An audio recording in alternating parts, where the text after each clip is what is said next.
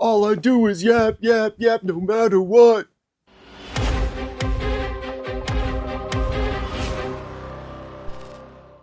This is the medical manhwa called Doctor's Rebirth, and it starts in a typical Korean hospital where our MC, Dr. Jin, is being coerced into volunteering for foreign dispatch by a faceless character.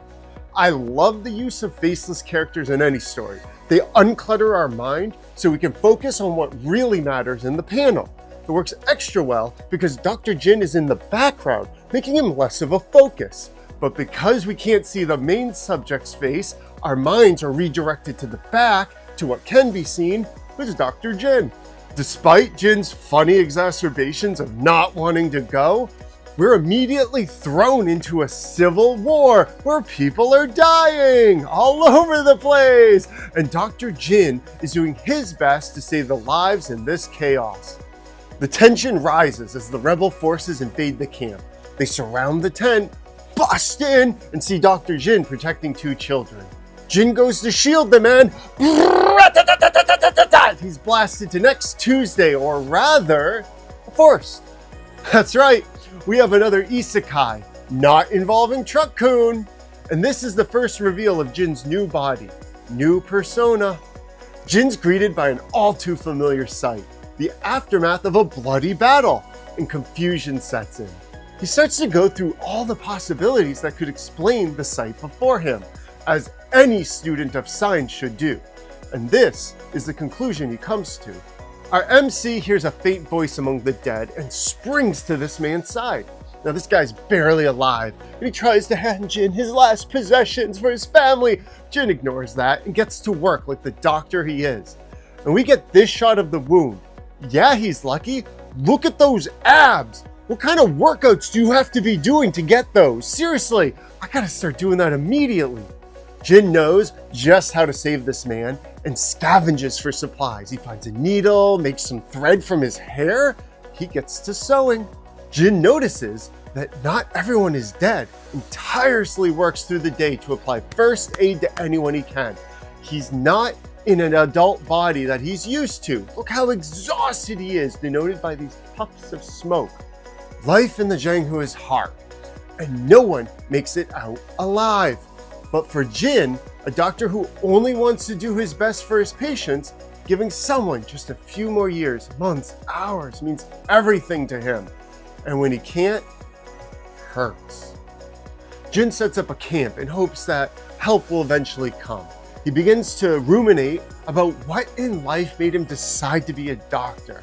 And like most people living in a capitalistic society, money was the first reason. But his avarice comes from pride, from having to overcome the difficulties of life of being an orphan. Based on his actions, compensation is no longer his main concern. Jin hears noises outside, and his imagination wanders to bandits, wolves. He screams for the delivery service to come to his rescue, and in that moment, he realizes he knows the name and remembers the manhwa he read called Supreme Demon King. I think I've read that one too. Maybe it'll be our next review. The rescue team comes, and Jin is so relieved that he and his patients will be saved. We get a little backstory as to how Jin loved reading Murim novels during his tenure down in the hospital. And we get reintroduced into this faceless guy again. He still doesn't matter, and yet he's still playing his part perfectly. The Lord of the delivery service greets Jin and is very kind to him. Then Jin tells him about the injured, and the man goes to see for himself. He's astonished. It's not very noticeable, but if you look at his eyes in the top panel, you see they're blacked out. Now this gives the production team the chance to focus on his reaction to the extreme in this close-up. It creates a slightly more powerful impact than just having it all in one panel. Jin hears the name Godly Doctor and looks astonished. We get a bit of backstory about who the Godly Doctor is in the story Jin read, and then we get this grand entrance. Jin fawns over the character he could only ever read about. Now he's getting the chance to see a main character from his favorite story in the flesh.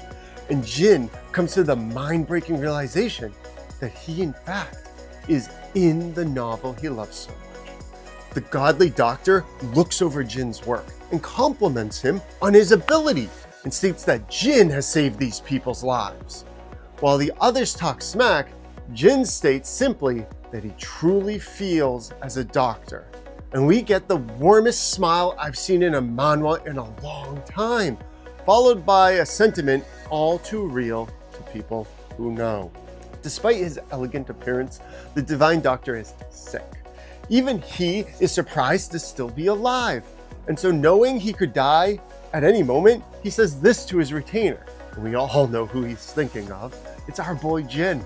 The Divine Doctor tells Jin he's the reason all 3 of these patients survived, and that many people are now in his debt. But Jin says this line without a shred of ulterior motive, leaving the entire room in shock. The Divine Doctor gives him an internal medicine, which, if you know Murim novels, you know that these bestow great power to anyone who consumes and internalizes their medicinal contents.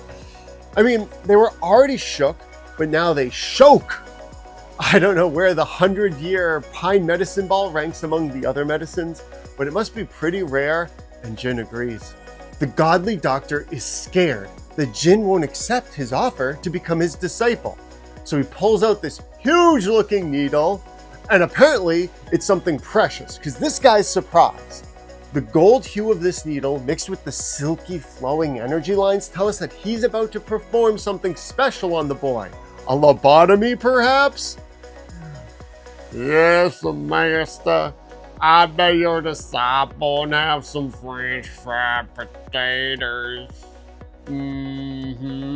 Jin wakes up and realizes he's completely naked, and he stinks. He's confused about what happened, and the doctor explains that he restructured Jin's bones while he was asleep, and slips in that it's because Jin will be learning his martial arts. We get a brief explanation of what bone restructuring means, and it's good to make note of this as it happens quite a few times in other Murim manhwas. Jin pontificates about his situation now that he has a moment to rest, and lets us know that no one can dispute or confirm his identity as they're all dead. And he frecks on his knowledge of places and people in the novel he read, leading to the name Yoha-run, the main character of the story. As the warm bath washes over him, he comes to the realization that he's nothing more than an NPC given a second chance. This is where Jin's resolve starts to form. The first chapter got us here, but it's the moment of realization that he needs to be strong in this world to survive. He needs to learn martial arts, and he plans on being a doctor again. Stick with what you know, especially if you're good at it. Also, this smile is kind of creepy. I don't know if it was supposed to be, but I feel like a serial killer could say this line and make the same face. We get a lot of backstory about the godly doctor and how he's sick. Jin also notes that the bone restructuring requires an immense amount of inner ki, the same ki the doctor needs to hold back his illness. So this frames what he did for Jin as incredibly dangerous and generous. And the first hurdle is presented. Try to save the godly doctor so he can have a silver spoon, daddy. Jin knows the novel inside and out and immediately assesses the more imminent threat. The biscuits are poisoned by the Demon Clan, a clan everyone hates. And he's got a plan to expose them. We meet this woman, Gong Son-hyun. She's the sister of the woman Jin saved from the Noble Clan. And instead of taking advantage or requiring compensation, Jin does what a doctor should and directs her to be with her still recovering family. This both flusters and pleases her. Jin puts on a show, and the godly doctor steps in to check him. True to his name, he immediately diagnoses Jin as having his ki dispersed. Then he states that it's poison and has them throw out the tea and biscuits and prepare for war. It's night, and some assassins sneak in. Lots of them. They go in for the attack, thinking that their plan to poison everyone has worked, and are greeted by this guy. He screams, and the assassins are caught in a reverse Uno trap. Bury 4, skip your next reincarnation. Finally, we get a bit of what Murim is all about, fighting. I'll admit, it's been 6 chapters, and I didn't even notice we hadn't had a true fight yet to show off the use of inner ki and fancy swordplay. The assassin goes in for the kill. Look how close that sword is to his face. Could you dodge that? Don't do the sword dodging challenge for YouTube, please. He blocks it, they clash, and boom! These two masters of fighting put on a grand display of power. The assassin shows his true demonic form.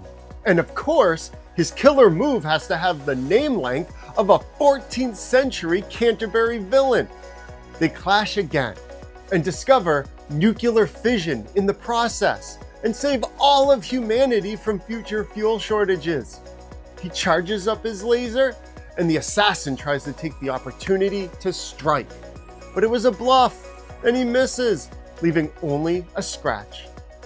So then the fight finishes with a reading from the dictionary. And in the chaos of the battle, it looks like the demon assassin is split in 2. Victory! Da da da da da da da da da! Jin starts talking about the young boy that he saved. He lets us in on the fact that the demons are attacking just to kill him. Now the kid freaks out in his sleep, but it's not from nightmares, no. Rather, it's from the smell of blood. It's triggering this child's innate bloodlust. Jin, he lights some candles, some incense, and the kid calms down. Finally, Jin says this. Turns out, this kid is actually the main character of the story. Now Jin's conflicted. He wants to help the injured now that the battle's over. He's a doctor, remember? But if he does, his skill level will be even more easily assessed and scrutinized. He's still just a child. How did a child come to possess such deep knowledge of healing and treatment? What if he does a procedure and it's not something the Murim has ever seen? This will be a huge commotion. Just look at the faces of the people trying to learn from him. But if he doesn't help, people could die. More people that he could have saved if he wasn't being scared and selfish. But also, if he goes out there and there's still a demon left and they use him as a meat shield, eventually killing him to escape, what then? Does he get reincarnated again into another novel he read about magic and trolls, or is that it? Chances over. To find out this decision and more, you're gonna have to read it for yourself. I greatly enjoyed reading Doctor's Rebirth. It's a manhwa that perfectly balances action with medical knowledge, with deep caring characters, a bit of comedy, some tension. I've read a lot of this story, and I can tell you from personal experience that this just scratches the surface of what the story becomes. I give Doctor's Rebirth 5 golden needles out of 5. And remember, if you ever become a doctor, don't become a greedy one. Cheers. Da da da da da da da da da da da da da da da da da da da.